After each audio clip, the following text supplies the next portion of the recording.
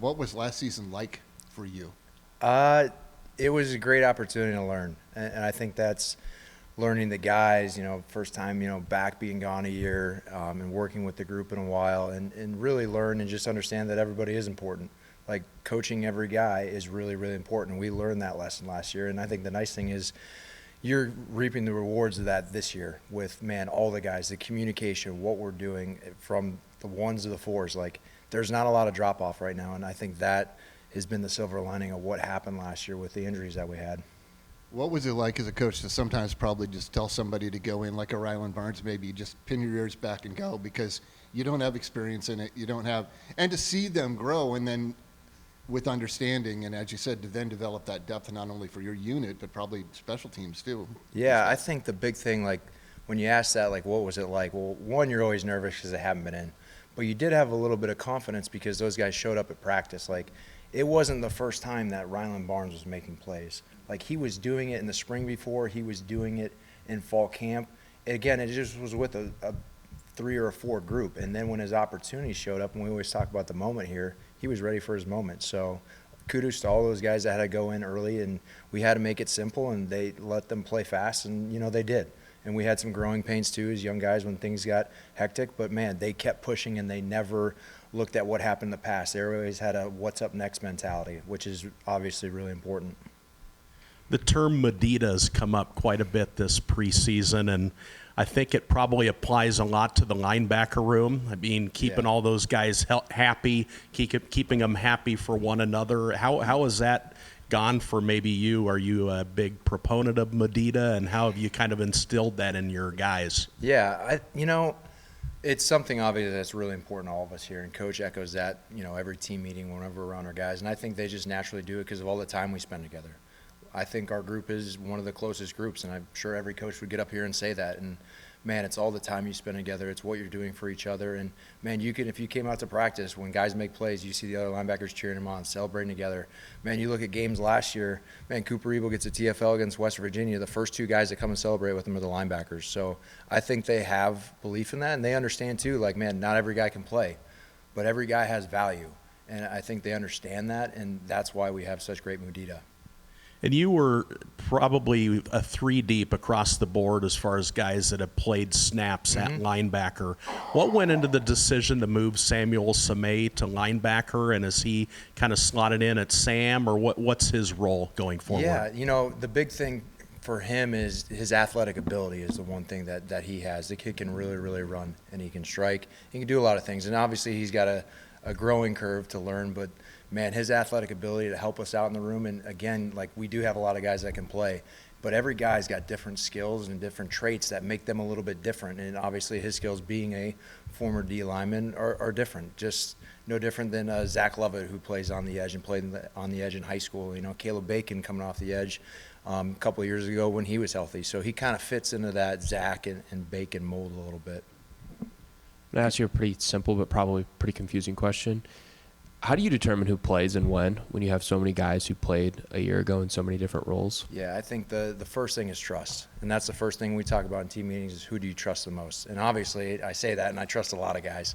But it's the guys that have been the most consistent in camp. And I think the big part is for me being very, very detailed in how I grade the guys and being really hard on them. Like the standard is the standard. Like just because you made a good play, if you stepped the wrong way or you were looking on the wrong key, like you're getting a minus. So being really tough on those guys and how we grade and how we coach them, and then we'll find out, greatness rises, and we'll take the 3 guys that are playing the best, and then obviously the guys will fill in behind, and we'll have to take significant reps as well.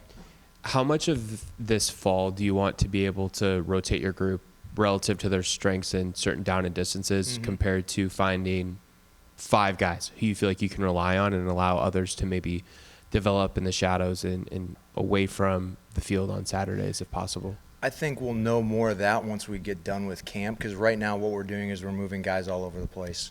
We're getting different groups to go together, different mics with different Sams and different Wills, because I think the biggest thing is there is going to be guys that play, and they got to know how each other play with each other. Like, man, how does Caleb Bacon play when I'm in there with him? How does Cooper Ebel play? How does Caleb Berzina play? Like, you got to create that continuity and that communication so whoever's in the game, they can go play fast together because they know what each other are thinking.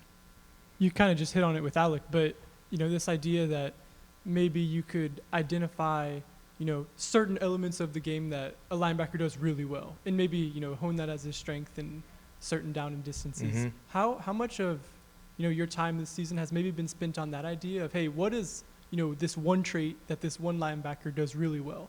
I think right now we're at the beginning of fall camp, and we're working on the common things, the simple things like read steps and keys and our base offense and our base defense as a team. And we know what those guys' traits are. We see those things in some group indie stuff, and we'll know what to do when we put together schemes against teams. But right now it's, man, who's the most consistent, and then we'll figure out all that other stuff. We got to figure out who we are and how we do things before we figure out what it is we're doing.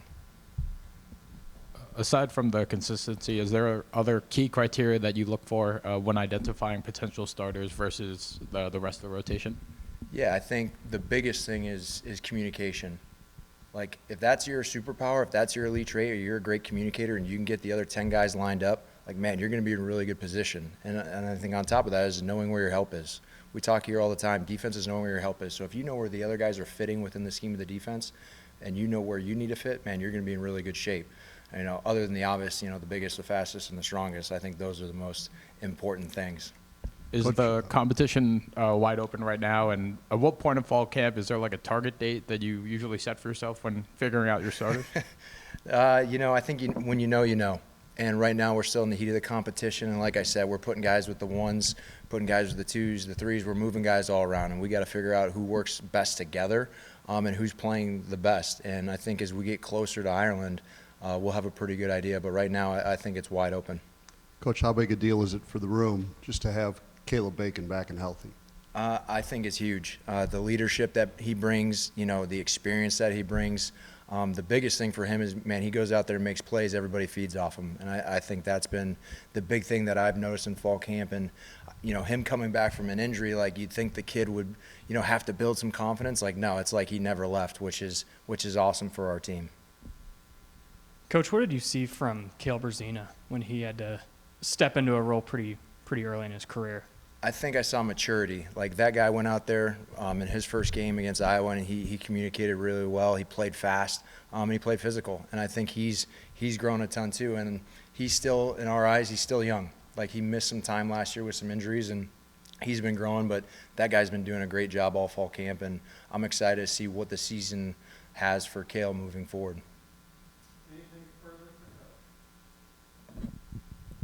Physically, Cale is about as well developed as any linebacker in your room. How impressive is it to see a kid come in with the muscle mass that he has, and then he's been able to build and maintain his flexibility, mobility, speed that you guys still demand from players? Yeah, I think the big thing there is it's a shout out to our strength staff, our nutrition staff, and his effort to find the inches within those areas. Because you're like, there's a little bit of genetics and stuff like that, but man, when you're at that point, like, that's hard work and determination. We talk in our room, man, nobody cares, work harder. Like, no one cares if you did good or you did bad. Like, you just have to work harder and take care of your business. And he does that in all facets of his life, and all our guys do, from sleep to nutrition to school. Like, they're well-rounded student athletes, and it makes me extremely proud to be their coach.